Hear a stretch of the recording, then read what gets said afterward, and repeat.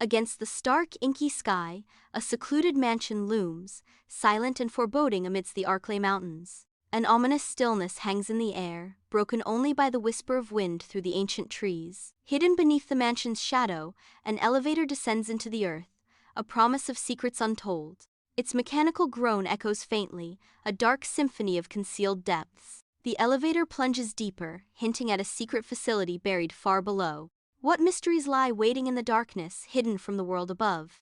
Alarms scream through the control room, bathing the sleek consoles in a pulsating red light. The Red Queen, a shimmering holographic AI, coldly initiates lockdown as laser grids slice through the air, sealing off the Hive. A scientist's face contorts in agony as the T-virus takes hold, his eyes widening in horror as his transformation begins. Lab coats rip and tear as the infected scientists lunge with inhuman speed, their guttural snarls echoing through the sterile chamber. The once pristine control room descends into a scene of savage carnage, blood splattering against the cold metallic surfaces. In the opulent bedroom of Arklay Mansion, Alice awakens, lost in a haze of amnesia.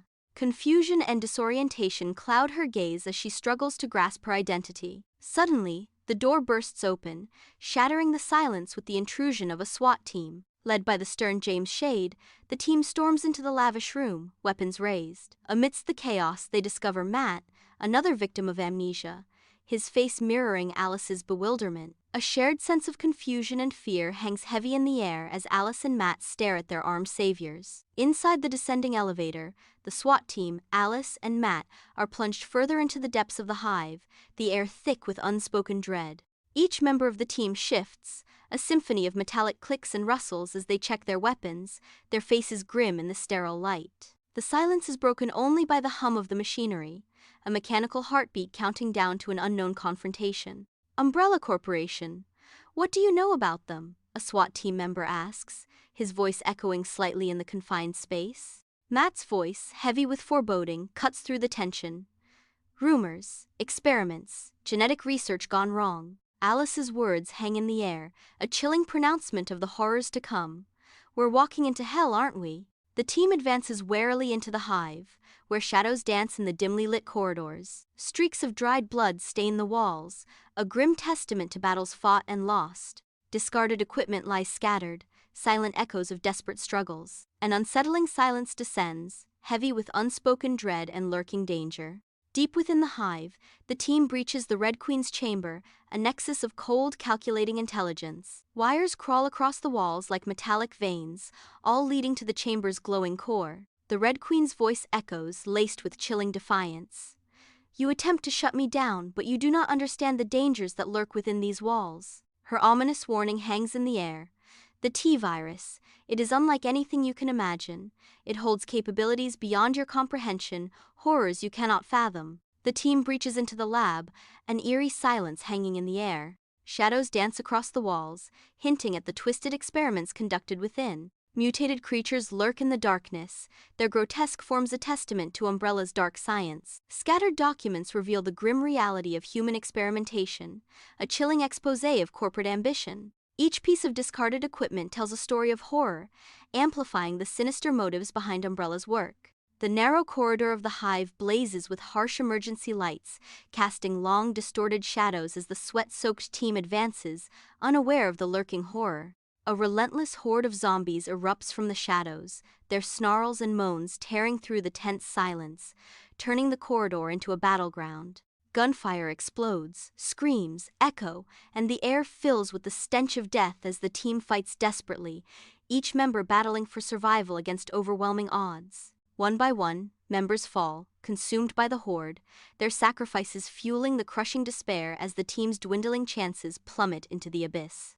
The laser corridor extends, an intricate dance of deadly light slicing through the air. Each beam pulses with lethal energy, a single touch promising instant annihilation. Alice appears as a specter of grace, her body a whirlwind of motion against the static danger. She twists and bends, navigating the impossible web with fluid, uncanny precision. Her movements hint at hidden, preternatural abilities, a secret weapon against a fatal maze. In the sterile expanse of the biocontainment room, the team moves with extreme caution, each step measured and deliberate. From the inky blackness, a liquor explodes into view, a horrifying spectacle of raw muscle and exposed brain. Its claws, wickedly sharp, extend like instruments of pure destruction. The pulsating brain, a grotesque beacon, highlights the creature's savage hunger and relentless drive. A tangible wave of fear washes over the team, the liquor's speed and power a terrifying display of evolutionary horror. The liquor is a clear and present danger, its every move a threat to the survivor's fragile hope.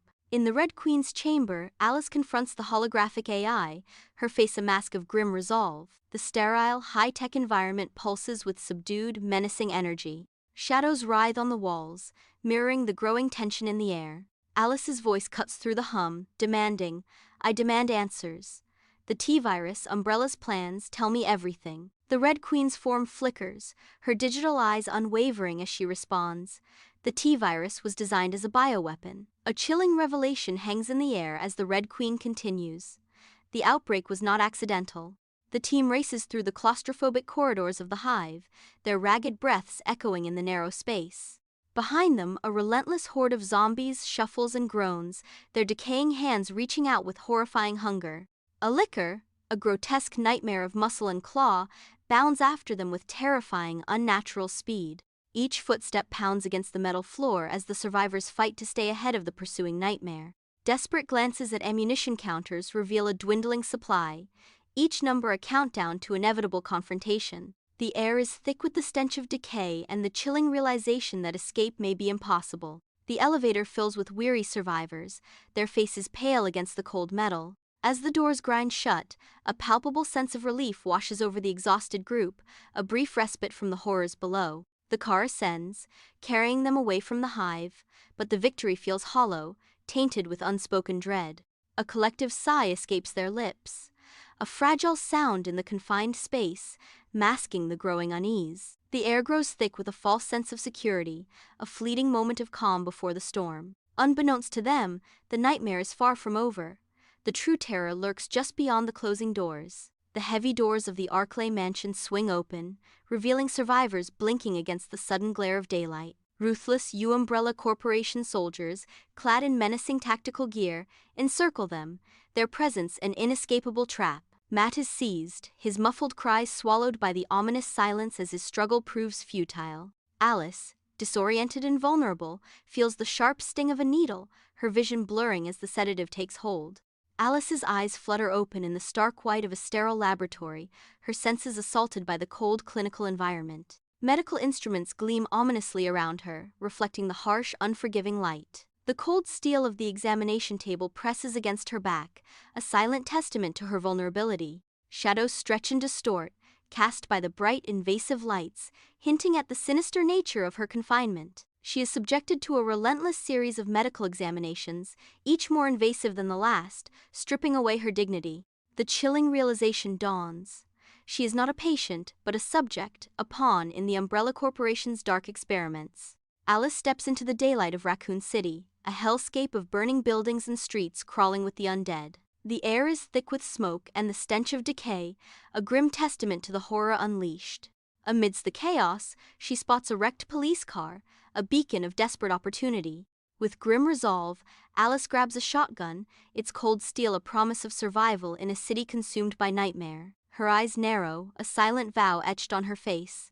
The fight for survival has only just begun.